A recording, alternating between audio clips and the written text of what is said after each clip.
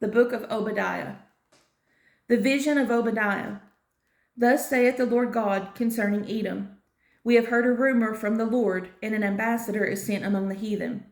Arise ye, and let us rise up against her in battle. Behold, I have made thee small among the heathen. Thou art greatly despised. The pride of thine heart hath deceived thee, thou that dwellest in the clefts of the rock, whose habitation is high, that saith in his heart, Who shall bring me down to thy ground?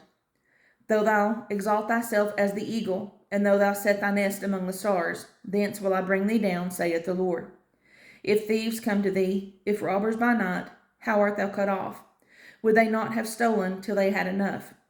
If the grape gatherers came to thee, would they not leave some grapes? How are the things of Esau searched out? How are his hidden things sought up? All the men of thy confederacy have brought thee even to the border. The men that were at peace with thee have deceived thee, and prevailed against thee. They that eat thy bread have laid a wound under thee. There is none understanding in him. Shall I not in that day, saith the Lord, even destroy the wise men out of Edom, and understanding out of the mount of Esau? And thy mighty men, O Teman, shall be dismayed, to the end that every one of the mount of Esau may be cut off by slaughter. For thy violence against thy brother Jacob, shame shall cover thee, and thou shalt be cut off forever. In the day that thou stoodest on the other side, in the day that the strangers carried away captive his forces, and foreigners entered into his gates, and cast lots upon Jerusalem, even thou wast as one of them. But thou shouldest not have looked on the day of thy brother, in the day that he became a stranger. Neither shouldest thou have rejoiced over the children of Judah, in the day of their destruction. Neither shouldest thou have spoken proudly in the day of distress.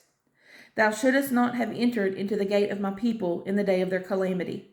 Yea, thou shouldest not have looked on their affliction in the day of their calamity, nor have laid hands on their substance in the day of their calamity.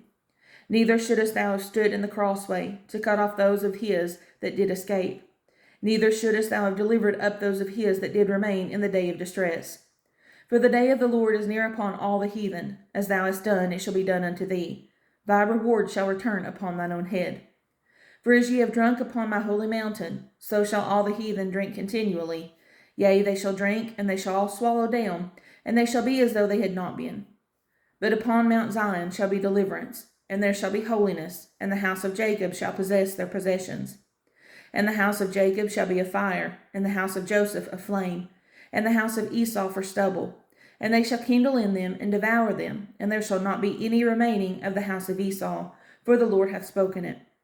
And they of the south shall possess the mount of Esau, and they of the plain the Philistines, and they shall possess the fields of Ephraim, and the fields of Samaria, and Benjamin shall possess Gilead. And the captivity of this host of the children of Israel shall possess that of the Canaanites, even unto Zarephath, and the captivity of Jerusalem, which is in Sepharad, shall possess the cities of the south. And saviors shall come up on Mount Zion to judge the mount of Esau, and the kingdom shall be the Lord's.